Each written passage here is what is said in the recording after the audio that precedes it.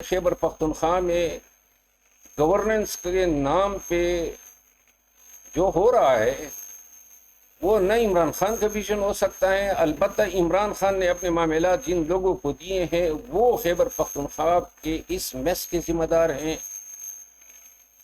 Corruption جو ہے وہ اگر آج کل کسی ایک صوبے میں ہو رہی ہے تو خیبر پختونخوا ہے. پاکستان تحریک انصاف کے اپنے جو سرکردہ لوگ ہیں انہوں نے ٹویٹر پہ شیئر کیا ہے کہ جی ملاکنڈ سے اور کرک سے اور فلاں سے کسی سے 10 کروڑ لیے گئے, کسی سے 20 کروڑ لیے گئے.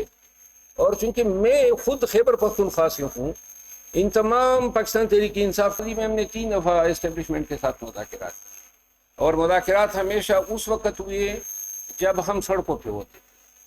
لہذا پی ٹی آئی جب تک سڑکوں پہ نہیں نکلے گی, اور سڑکوں پہ نکلنے کا اس کا دور ختم ہو چکا ہے, یہ اپنی پبلک میں ماس سپورٹ جو ہے ہو چکی ہے کہ لوگوں کے ساتھ میرے روابط ہیں.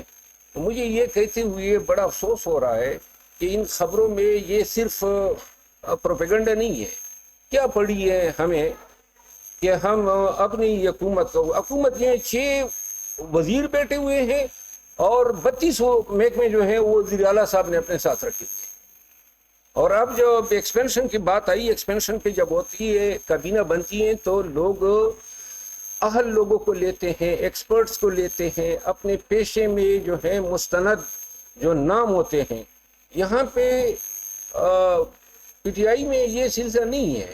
وہاں جو جلدی مل گیا اس کی لاٹری کھل جاتی ہے, اور میرا خیال ہے عنقریب جب بھی یہ الف برداری ہوگی تو قوم دیکھے گی کہ کرپشن جو ہے ایک نئے پیک پہ پہنچ گئی ہے جہاں وزیر پیسوں پہ بھرتی ہو کے کابینوں میں بیٹھ جاتا.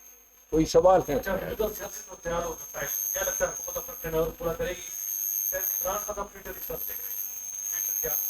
دیکھیے خان صاحب کا فیوچر جو ہے نا, وہ خان صاحب انہی حالات سے 2-4 ہیں جس طرح مرحوم ذوالفقار علی بھٹو صاحب جو ہیں تغلق کے دور میں, جب اس کی پارٹی کچھ نہیں کر پا رہی تھی وہ بے بس تھے اور جیل میں تھے. خان آج کل بے بس ہے, اس کی پارٹی کچھ نہیں کر پا رہی ہے. کوئی مستقبل میں مجھے کوئی امید نظر نہیں آ رہی ہے کہ خان کے لیے آسانیاں ہوں, اور اس کی وجہ یہ ہے ماضی میں ہم نے 3 دفعہ اسٹیبلشمنٹ کے ساتھ مذاکرات کیے, اور مذاکرات ہمیشہ اس وقت ہوئے جب ہم سڑکوں پہ ہوتے. لہذا پی ٹی آئی جب تک سڑکوں پہ نہیں نکلے گی, اور سڑکوں پہ نکلنے کا اس کا دور ختم ہو چکا ہے, یہ اپنی پبلک میں ماس سپورٹ جو ہے ہو چکی ہے. اور اگر لیڈرشپ جو ہیں ابھی بھی انہوں نے ہوش کے ناخن نہ لیے تو یہ جو پارٹی ہے یہ دم توڑ جائے گی.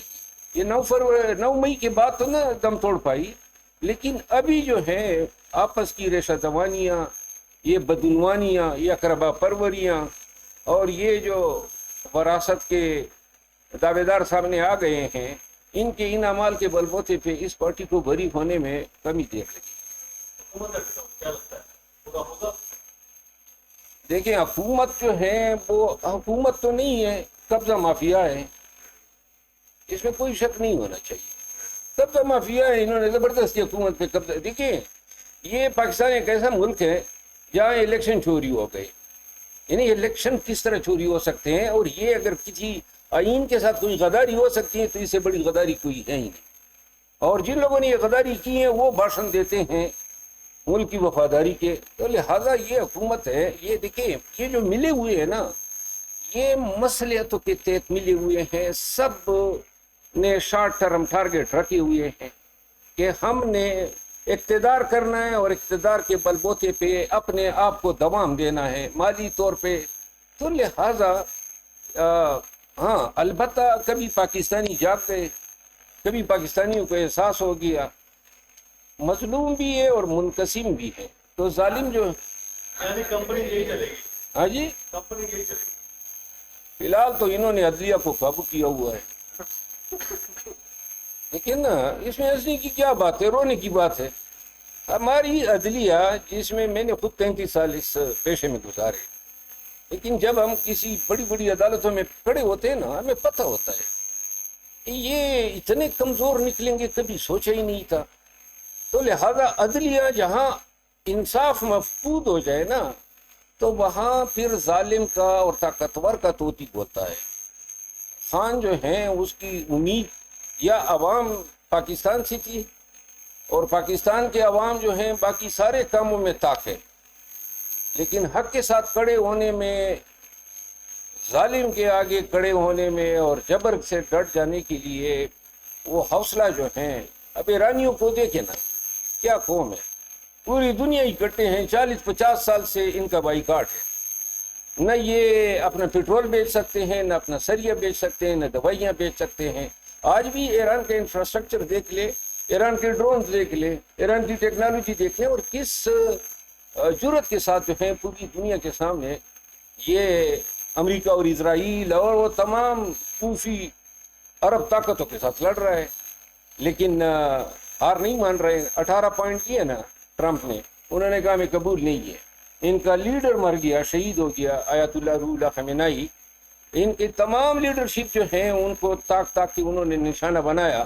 لیکن کیا قوم ہے، عجیب مطلب ہے. وہ کہتے ہیں ہم روئے زمین سے میٹھی کیوں نہ جائیں، لیکن جو حسین علیہ السلام کا جو ہم نے راستہ لیا ہوا ہے، اور میرا خیال ہے کہ اگر ایمان کی ہم نے کوئی تھوڑی بہت رمق دیکھنی ہے نا، تو آپ کو ایرانیوں میں نظر آئے گی کہ باقی جو دنیا ہے جس کو ہم امت مسلمہ کہتے ہیں، یہ نام کی امت مسلمہ ہیں. باقی ہم سب پاکستان اس وقت سفارتی لحاظ سے اپنے روٹ پر ہے کہ ایک طرف امریکہ اور اسرائیل اور ایران اور سعودی عرب اور روس اور چائنا اور دیگر ممالک ساتھ مل کر اس جنگ کو رکوانے کے لیے برتری کردار ادا کر رہا ہے. دوسری طرف پاکستان میں ایک سوشل میڈیا پر پاک افواج اور پاکستان کے خلاف انتہائی منفی پروپیگنڈا چلایا جا رہا ہے. اس حوالے سے کیا اور سیز فائر پلان میں پاکستان کو پلے کرے گا؟ دیکھیے آپ کو ایک بات میں بتا دوں، ہمیشہ سے پاکستان کی تاریخ یہ رہی ہے کہ اسٹیبلشمنٹ کو کہیں نہ کہیں کسی کا کندھا مل جاتا ہے. اچھا پاکستان کی قسمت دیکھیں اچھی ہے یا ہماری قسمت اچھی ہے کہ اس دفعہ انڈیا کو ہرا کے ہی یہ کندھا ملا ہے. تو لہذا پاکستان کی اگر موجودہ دنیا میں تھوڑی بہت قیمت اور ویلیو بنی ہے تو وہ پاک انڈیا وار تھی، جس میں پاکستان کو بادی نگر میں بڑی اعلیٰ کامیابی ملی ہے. اگر یہ جنگ میں یہ کامیابی نہ ہوتی تو یہ جو تاحیات لوگوں کو جو ہیں یہ استثناء ملے، فیلڈ مارشل بنے، یہ کامیابی تھی. تو اگر یہ نہ ملتی نا، اس کو مائنس کریں، تو پھر تو کچھ نہیں تھا. الیکشن لوٹے گئے تھے اور لوگوں کے گھروں میں گھسے ہوئے تھے. بہرحال میں یہ کہنا چاہتا ہوں کہ یہ جو انڈیا اور پاکستان کی جنگ تھی، اس کی کامیابی کے بل بوتے پہ پاکستان کو بین الاقوامی دنیا میں تھوڑا مقام ملا. اور ایک منٹ وہ میں بات کرتا ہوں. تو لہٰذا ابھی جو پاکستان نے پیکٹ کیا سعودی عرب کے ساتھ، مجھے خود یہ محسوس ہوتا ہے کہ یہ جنگ پلان ہوئی تھی اس ایگریمنٹ سے پہلے، اور پاکستان کو ٹریپ کرنے کی کوشش کی گئی کہ یہ سعودی عرب کے ساتھ پیکٹ کرے گا اور پھر پیکٹ سے مجبور ہو کے وہ ایران کے خلاف کودے گا. یہ ایک شاباشی ملتی ہے موجودہ پالیسی سازوں کو کہ انہوں نے پاکستان کو اس جنگ میں جھونکا نہیں ہے.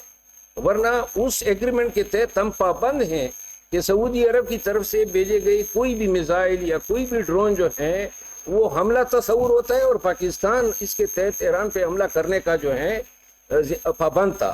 لیکن یہ ہے کہ اچھی سوچ کی ہے. خان صاحب کے بیٹوں کے حوالے سے کیا سوال ہے؟ دیکھیے یہ غلط فہمی آپ لوگ پھیلا رہے ہیں، جھوٹ بول رہے ہیں. عطا تارڑ صاحب نے بات کی، مجھے افسوس ہے. دیکھیے آپ نے قاسم کی پوری ٹاک سنی ہوگی، اس نے یہ نہیں کہا ہے. وہ کوئی ایک اور ڈاکٹر قاسم تھے جو ساتھ میں تھے، اور انہوں نے یہ بولا ہے کہ یہ سٹیٹس جو ہیں یہ ریویو ہونا چاہیے. کوئی بھی پاکستانی چاہے خان ہی کیوں نہ ہو، لیکن اگر کوئی بھی شخص پاکستان کے مفادات کے حوالے سے یہ آپ کا سٹیٹس اگر ریویو ہوتا ہے، آپ کو پتہ ہے اس کا کیا ہوگا. ویسے ہی ہماری جو ایکسپورٹ ہیں بہت کم ہے، نہ ہونے کے برابر ہے. اور اگر آپ کا سٹیٹس آپ کو یہ ملا ہوتا ہے تو آپ کو ڈیوٹیز کی مد میں چھوٹ ملتی ہے. تو لہذا یہ چھوٹ کیوں لی جائے؟ ہماری معیشت ویسی دیگر گوں ہے. خان کے بیٹوں کو یہ بیان غلط جو ہے ایٹریبیوٹ کیا جاتا ہے، وہ قاسم کا بیان نہیں ہے. اور جتنے پروپیگنڈا میڈیا پہ ہو رہا ہے، آج میں مجیب الرحمان شامی کو سن رہا تھا، یعنی کتنے پائے کا یہ صحافی ہیں، اور ہم شاید پیدا ہی نہیں ہوئے تھے جب سے یہ صحافت میں، لیکن میڈیا پہ بیٹھا ہوا تھا اور بڑے دھڑلے سے تو کے حساب سے جھوٹ بول رہا تھا کہ جی خان کے بیٹے نے یہ کیا ہوا. اللہ کو خوف کرے، خان کے بیٹے نے کدھر یہ بات کی؟ اچھا سر، جب تحریک انصاف جی میں آپ کس پارٹی سے الیکشن لڑیں گے؟ آپ کیا کرتی پارٹی؟ یہ پارٹیوں سے الیکشن لڑنے کا دور تو گزر گیا. کون سی پارٹی اور الیکشن تو نہیں ہے جناب علی، وہ تو 47 میں پڑی ہوئی ہے. کس کو کون سی پارٹی الیکشن میں جائے گی؟ تحریک انصاف جب پلیٹ فارم بھائی یہ میں نے بننے کے لیے آپ کو ووٹ درکار نہیں ہے، آپ کو فارم 47 درکار ہے، اس کا بندوبست کرنا ہوگا. اس کے دو ہی طریقے ہیں، یا پھر آپ ان میں مل جائیں یا پھر آپ ان کو پیسے دے دیں. تحریک انصاف جب بالکل دب چکی تھی اس وقت آپ نکلے اور آپ نے پورے ملک میں عوام کو جگایا اور تحریک انصاف کو دوبارہ اکٹھا کیا. اس کے بعد آپ کے جو ہے نا آپ کے ساتھ جو کچھ ہوا وہ آپ کے سامنے آئے گا، آپ کو بالکل فارغ کر دیا گیا. اس کے بعد علی امین گڈا پور نے کچھ نہ کچھ جدوجہد کی اور اس نے خان کی رہائی کے لیے کافی کوششیں کی، ان کو بھی سائڈ لائن کر دیا گیا.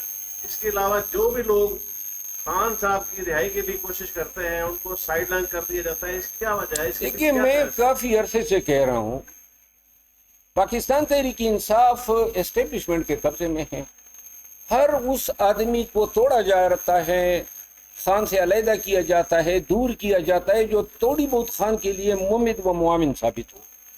8 فروری تک جب تک یہ لوگ انڈر گراؤنڈ تھے، گم تھے، یہ لیڈرشپ جو آج کل باہر جو ہیں مٹک مٹک کی پھر رہی ہے اور انقلاب کے نعرے لگا رہی ہیں، کمبخت ٹیلی فون پر اپنے حلقوں میں بلاوے پر نہیں آیا کرتے تھے جب میں ان کے حلقوں میں کمپین کے لیے جاتا تھا.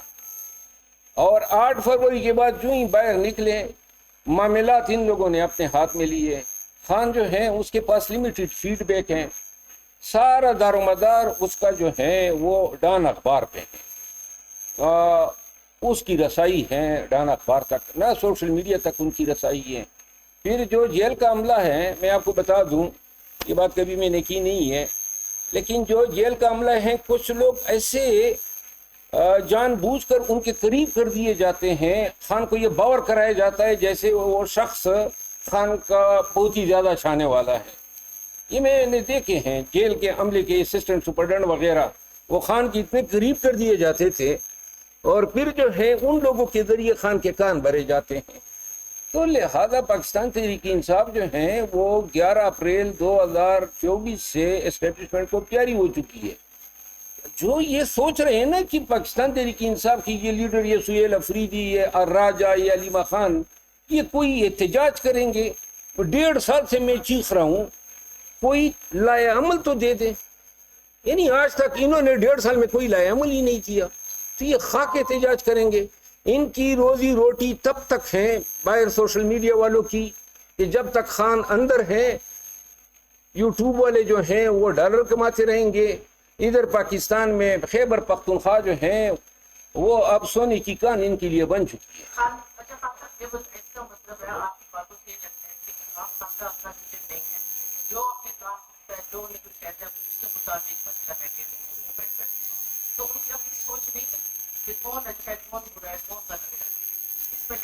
دیکھیے میں تو یہ جرت نہیں کر سکتا ہوں کہ ان کی سوچ کو کویسچن کروں، میں آپ کو عرض کروں، لیکن میں یہ ضرور کہتا ہوں کہ ماضی میں آپ دیکھیں نا جہانگیر ترین نے خان کے ساتھ نیکی کی تھی نا، جہاز بر بر کے لاتا تھا لوگوں کے اس کی پارٹی کی حکومت بنانے کے لیے.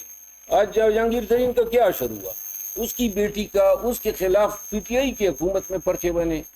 حلیم خان ایک مضبوط آدمی ہے، اگر پی ٹی آئی اس کو اس دور میں سپورٹ کرتی یا وزیر اعلیٰ بناتی، یہ ٹف ٹائم دے سکتا تھا شریفوں کو لاہور میں، پنجاب میں.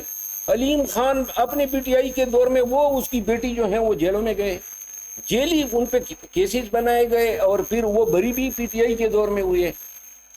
میں آپ کو نام گنواتا ہوں نا، جس آدمی نے خان کے لیے دل کھول کے اپنی جان اپنی دولت کسی چیز کی پرواہ نہیں کی ہے، ان کے آپ اشر دیکھ لینا.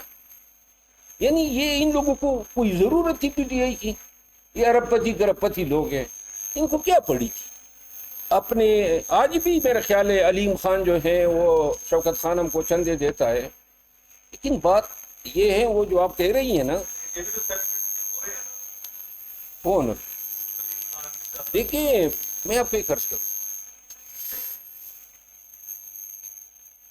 کسی حد تک آپ کی بات درست ہے، لیکن سوال یہ ہے کہ جس دور میں پی ٹی آئی کے پاس یہ آئے، پی ٹی آئی ان سے مستفید ہوئی ہے، کوئی یہ تو نہیں کہہ سکتا ہے نا خان نے بزدار کو تو وزیر اعلیٰ بنا دیا. حلیم خان کیوں مس فٹ تھا؟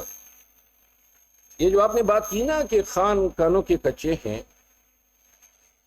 میرا خیال ہے کہ یہ شاید ہمیں ماننا ہوگا، کیونکہ ابھی میں بہت قریب سے میں نے خان کو دیکھا ہے.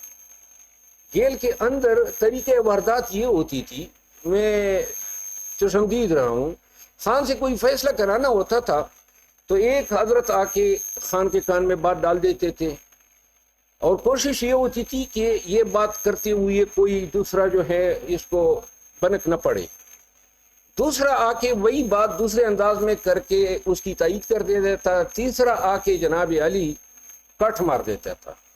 یہ پی ٹی آئی کے فیصلے ہمیشہ سے، یہ جو آپ دیکھیں نا، دیکھیں پی ٹی آئی میں دو چیزوں نے بہت زیادہ نقصان کیا ہے. ایک، خان کبھی بھی کسی ایک فیصلے پہ بھی نہیں ڈرتا ہے.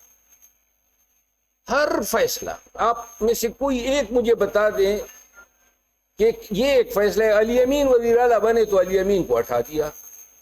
میں اپنی مثال دوں، مجھے خان نے پبلک اکاؤنٹ کمیٹی کے لیے نامزد کیا، 2 ماہ کے بعد مجھے ہٹا دیا شیخ وقاص کو. پھر شیخ وقاص ابھی بنی ہی نہیں تھے کہ جنید اکبر خان کو، پھر جنید اکبر خان نے جب چارج لے ہی لیا کہ علیمہ خان پیچھے پڑ گئی کہ نہیں یہ کیوں ہے. پارٹی اس طرح تو نہیں چلتی ہے. کسی بھی پی ٹی آئی کے بندے کو اپنے منصب، اپنے آفس یا ٹینیور کمپلیٹ کرنے کا کوئی یقین نہیں. آپ کی قسمت، آپ کی سیاسی تگ و دو، جدوجہد، آپ کی سیاسی سفر وہ چغل خوریوں پہ بیس کرتا ہے. کسی نے تھوڑی چغل خوری کر دی